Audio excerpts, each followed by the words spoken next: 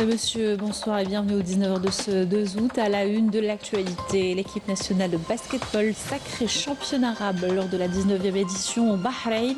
Le président de la République, Abdelmajid Tebboune, félicite la sélection nationale et son encadrement pour cet exploit qui n'avait pas été réalisé depuis 20 ans. Le général d'armée Saïd Chengliha préside une cérémonie de distinction, l'honneur des cadets de la nation, lauréats du baccalauréat et du brevet d'enseignement moyen, session 2025.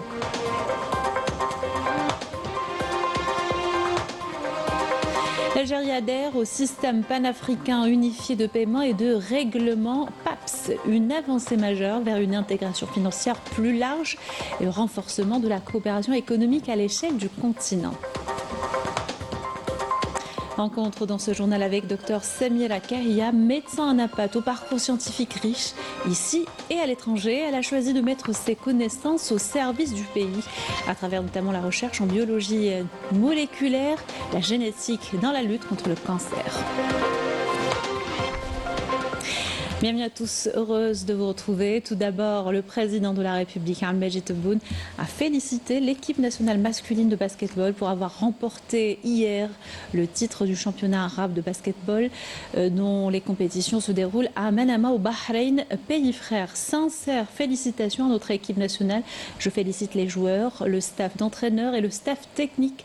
Merci à tous pour cet exploit que notre pays n'avait plus réalisé depuis 20 ans. Mes vœux les plus sincère de voir d'autres succès à l'avenir, Inch'Allah, a écrit le président de la République sur son compte sur les réseaux sociaux. Et c'est un véritable exploit que la sélection nationale de basketball vient de réaliser en remportant la 26e édition du championnat arabe. Les Verts ont battu hier l'équipe nationale du Bahreïn, pays hôte, par 70 points contre 69. Il s'agit du deuxième titre de l'Algérie après celui décroché en 2005 en Arabie Saoudite. Je vous invite à écouter Ali Bouziane, l'entraîneur de l'équipe championne.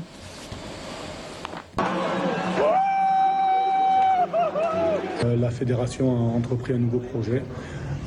L'équipe est composée de beaucoup de jeunes joueurs. C'est une nouvelle génération. Quand on a commencé la préparation avec ce groupe, on était loin de s'imaginer qu'on allait pouvoir gagner un titre de champion arabe. Par contre, on a tout fait, on a travaillé, on a mis en place des choses pour pouvoir être performant et aller chercher un titre. N'empêche, c'est une étape. On n'a jamais dit que le championnat arabe était une finalité. C'est un groupe, encore une fois, c'est un groupe qui est très jeune et qui va arriver à maturité dans quelques années. C'est une belle étape, être dans un processus de construction et être capable de gagner un titre, ça démontre beaucoup de choses et beaucoup de valeurs de ce groupe qui a travaillé très dur, qui a été très discipliné. On a essayé d'instaurer très rapidement une culture du travail dans le groupe, une culture de la discipline, et on savait que si cette culture était respectée, on allait pouvoir créer une culture de la gagne. Alhamdoulilah, en tout cas, félicitations à toute l'équipe, à tous les joueurs, au staff, au président qui a commencé, qui a entrepris ce projet. Félicitations aux Verts pour ce sacre. Dans l'actualité également, le général d'armée Saïd Chengliha, ministre délégué auprès du ministre de la Défense nationale, chef d'état-major de l'armée nationale populaire, a présidé ce samedi au siège du ministère de la Défense nationale. A présidé une cérémonie de distinction en l'honneur des cadets de la nation, lauréats du baccalauréat et du brevet d'enseignement moyen, session 2025. Yanis Saïd Belkacem.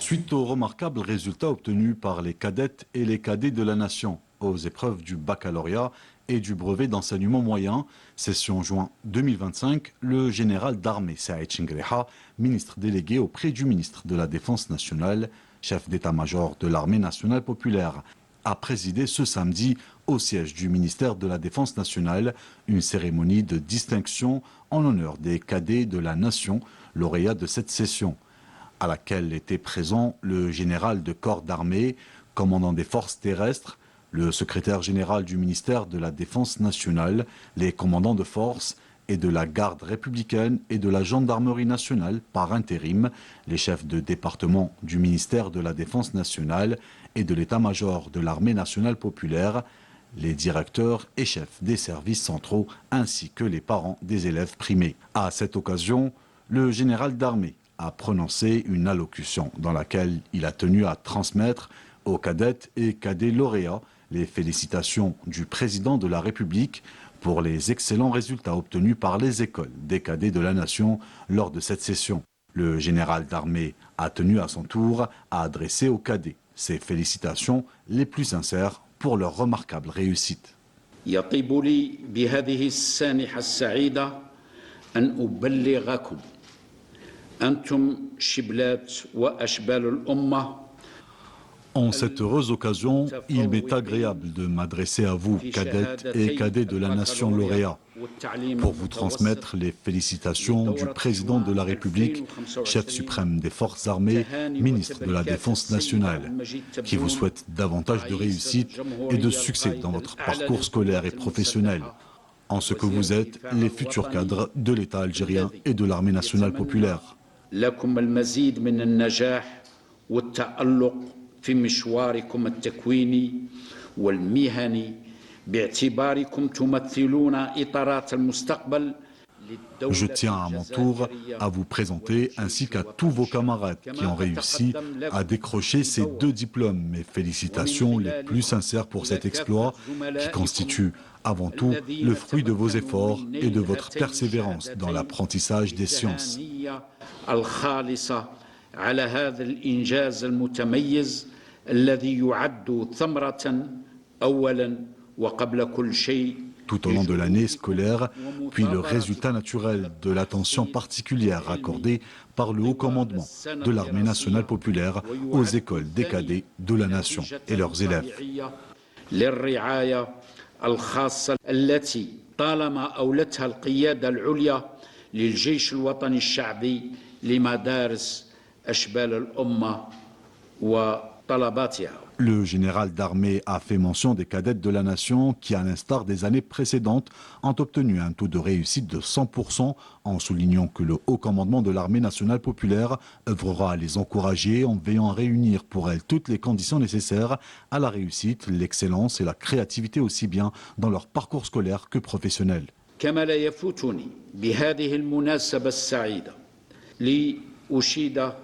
En cette heureuse occasion, je tiens à faire mention des remarquables résultats obtenus par les cadettes de la nation qui, à l'instar des années précédentes, ont obtenu un taux de réussite de 100%, réaffirmant ainsi leur volonté inébranlable pour réussir.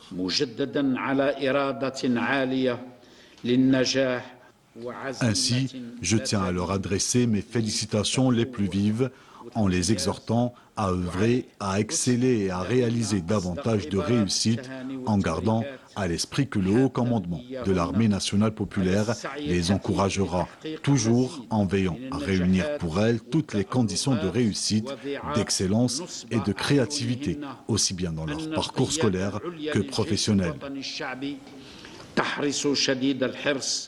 على تحفيزهن من خلال توفير كل أسباب النجاح ومتطلبات الامتياز والإبداع والارتقاء العلمي والمهني. Ensuite, le général d'armée, ministre délégué auprès du ministre de la Défense nationale, chef d'état-major de l'armée nationale populaire, a honoré les cadettes et cadets lauréats.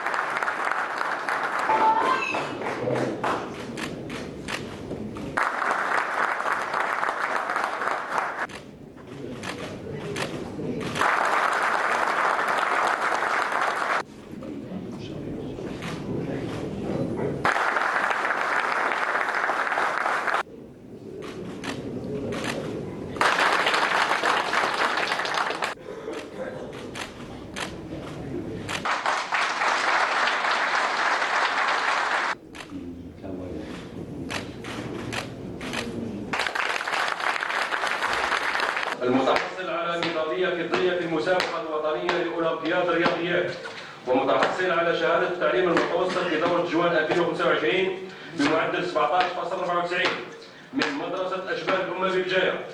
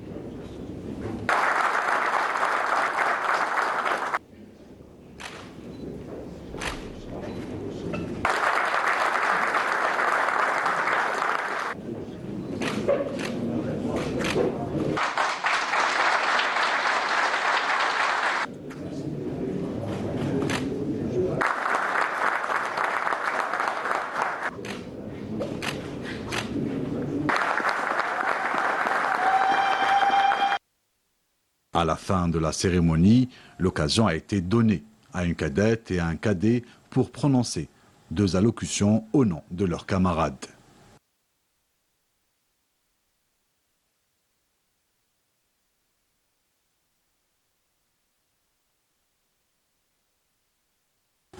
Avant que le général d'armée ne prenne une photo souvenir avec les cadets honorés et leurs familles.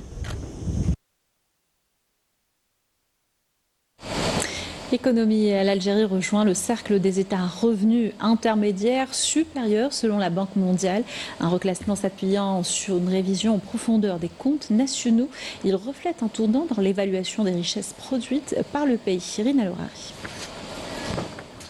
Pour la 2e année consécutive, l'Algérie figure parmi les pays à revenus intermédiaires supérieurs au titre de la nouvelle mise à jour annuelle de la classification des économies des pays membres de la Banque mondiale. Elle rejoint ainsi le cercle restreint des 10 pays africains classés à ce niveau, notamment les Seychelles, le Gabon, la Libye et l'Afrique du Sud, aux côtés de l'Iran et l'Irak dans la région du Moyen-Orient et l'Afghanistan et le Pakistan en Asie du Sud. L'Algérie est passée l'année dernière de pays à revenus intermédiaires de la tranche inférieure à pays à revenus intermédiaires de la tranche supérieure après une révision globale des données économiques. Cette annonce de la Banque mondiale de revoir la classification de l'Algérie selon ses revenus est très importante. Et premièrement, cela va permettre d'attirer davantage d'IDE, notamment des investissements directs étrangers, puisque cela démontre qu'il y a des revenus qui progressent en Algérie et qu'il y a un potentiel économique et des opportunités de marché très intéressantes. C'est aussi un gage de confiance pour l'ensemble de nos partenaires commerciaux que représentent notamment les pays du Moyen-Orient, l'Afrique subsaharienne, la zone européenne, l'Asie, mais aussi les États-Unis. C'est également aussi un message très fort qui est lancé en direction des institutions internationales que sont le FMI, la Banque mondiale et l'OMC pour démontrer une nouvelle fois la diversification de notre économie, mais aussi la capacité de notre pays à générer de la valeur ajoutée et à faire progresser globalement les revenus. Un changement qui s'appuie sur les résultats d'une révision statistique approfondie des comptes nationaux et du produit intérieur brut, mais aussi d'autres facteurs tels que les résultats enregistrés ces dernières années en matière de croissance, d'élargissement de l'investissement public et la consolidation des secteurs économiques productifs, ainsi que le renforcement de la bonne gouvernance des finances publiques. La classification de la Banque mondiale est basée sur l'évolution du revenu national brut par habitant au cours de l'année précédente, en tenant compte d'indicateurs tels que la croissance économique, l'inflation, le taux de change et la croissance démographique.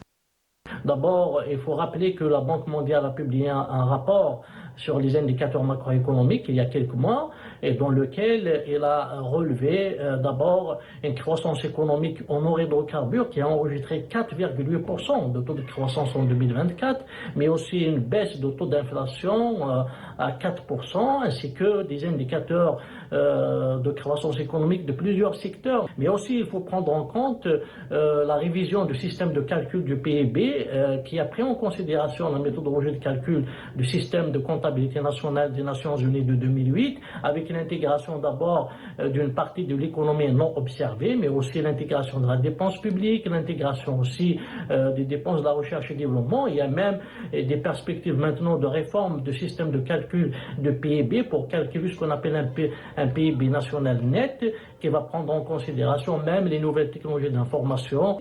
Et il y a aussi une amélioration en termes de niveau de vie qui est calculé aussi par le PIB par habitant. Donc il y a une évolution notable. Donc de 2023 à 2024, il y a eu une croissance de PIB par habitant. Donc il était de 4 961 dollars en 2023, il est passé à 5 631 dollars en 2024. Sans oublier aussi, il y a un autre indicateur de classement qui est plus réaliste, c'est le PIB en parité de pouvoir d'achat, il est à 17 552 dollars. Donc cela montre aussi quand il y a une comparaison de pouvoir d'achat, de revenus et le pouvoir d'achat entre plusieurs pays, donc le PIB par habitant est plus important. Les progrès enregistrés par l'Algérie, relevés et reconnus par l'institution financière internationale, témoignent d'une montée significative de l'économie nationale, favorisant un repositionnement du pays sur l'échiquier économique régional et mondial. La Banque d'Algérie adhère au système panafricain unifié de paiement et de règlement PAPS, une étape qui reflète l'engagement de l'Algérie à renforcer l'intégration financière et la coopération économique à l'échelle du continent. Il s'agit d'une avancée majeure qui contribue à simplifier les paiements transfrontaliers et faciliter le règlement des transactions commerciales intra-africaines. En rejoignant le PAPS, l'Algérie s'aligne sur les efforts de l'Union africaine pour créer une zone de libre-échange continentale intégrée. Elle rejoint ainsi les 17 autres pays qui ont déjà adopté ce système.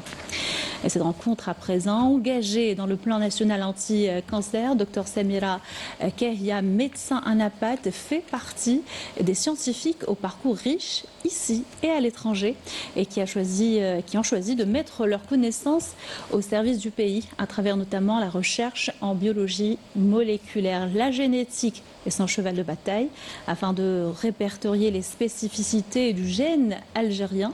Une étude sur 40 patientes d'ailleurs atteintes de cancer lui a valu deux publications internationales. Portrait signé Flabenour.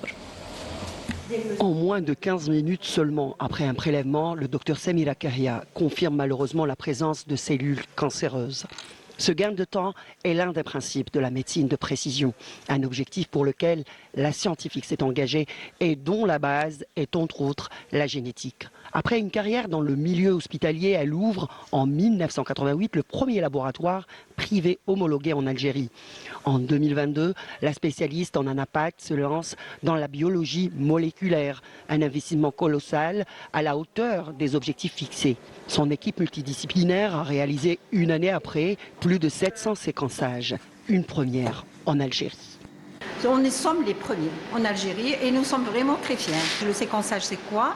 C'est-à-dire rechercher les altérations moléculaires, que ce soit dans une tumeur ou dans le sang quand il s'agit des altérations moléculaires génétiques germinales qu'on peut rechercher à partir juste d'une prise de sang. Nous sommes les seuls en Afrique où on a introduit les recherches des CTC en routine, la recherche des cellules tumorales dans le sang. Et ça, c'est très important pour pouvoir suivre la patiente au cours du traitement, pour donner la précision si le traitement est efficace ou pas. Actuellement, il y a des traitements ciblés, de thérapies ciblées. On est dans la médecine de précision. Donner le meilleur traitement aux patients. Fille unique d'une fratrie de 7 enfants, Samira Kahia est née à Tlemcen. La médecine était presque une évidence pour elle. Après l'obtention de son diplôme en Algérie, elle passe quelques années entre la France et la Belgique. Une expérience et un savoir-faire qu'elle met au service de la santé dans son pays. Moi, c'est l'Algérie, c'est la fierté et je dois être utile à mon pays. C'était développer plein de possibilités énorme dans le diagnostic et la prise en charge, en préparant des DU de cytopathologie clinique où j'ai été major à Paris, après cancérologie clinique pour mieux comprendre comment on peut prendre en charge après pendant la thérapeutique. Donc j'ai toujours voulu avancer dans le diagnostic, apporter quelque chose à nos patients. Et actuellement pour la génétique. Il faut arriver à séquencer avec nos propres panels, notre propre bioinformatique et notre propre interprétation génétique pour garder notre ADN national qui est une souveraineté de l'Algérie. Pour cela, cette professionnelle de la santé mise sur la formation. Des étudiants et doctorants des universités, notamment de Tlemcen et d'Oran, sont régulièrement pris en charge par le docteur Kahia, épaulé par d'autres compétences et spécialistes algériens résidant à l'étranger. C'est nécessaire actuellement que nos Algériens qui vivent à l'étranger participent au développement de l'Algérie. Ça, c'est très, très important. Si on est arrivé à faire du séquençage, c'est grâce à la diaspora. Le professeur Benokraf a été un élément très important pour qu'on puisse arriver à faire du séquençage. L'Algérie doit former beaucoup de généticiens à différents domaines. On doit vraiment beaucoup travailler avec les différents établissements, que ce soit privé, public, les universités, que ce soit locales, nationales et internationales. Des généticiens, mais aussi des bioinformaticiens que le professeur Benokraf, un des meilleurs spécialistes dans ce domaine au monde, prendra en charge dès septembre 2025, après son installation en Algérie. Par ailleurs, des partenariats sont en perspective avec des laboratoires africains. Zoom à présent sur la stratégie médiatique du site marocain, le 360MA, qui est à la botte du pouvoir marocain. Réputé proche du palais royal, cet outil de propagande s'attelle à désamorcer les enquêtes sensibles visant le Marzen en étouffant les vérités qui dérangent et en discréditant les voix dissidentes. Yannis Saïd Belkacem. En 2016, dans le sillage du scandale mondial des Panama Papers, un nom attire particulièrement l'attention, celui du roi du Maroc. Ce dernier est lié à une société offshore officiellement dissoute en 2013, mais qui figurait encore comme actionnaire actif. Le palais est alors accusé d'opacité financière. Face à ces révélations embarrassantes, le 360MA déploie une méthode bien connue dans les milieux du pouvoir marocain, prendre les devants pour contrôler le récit.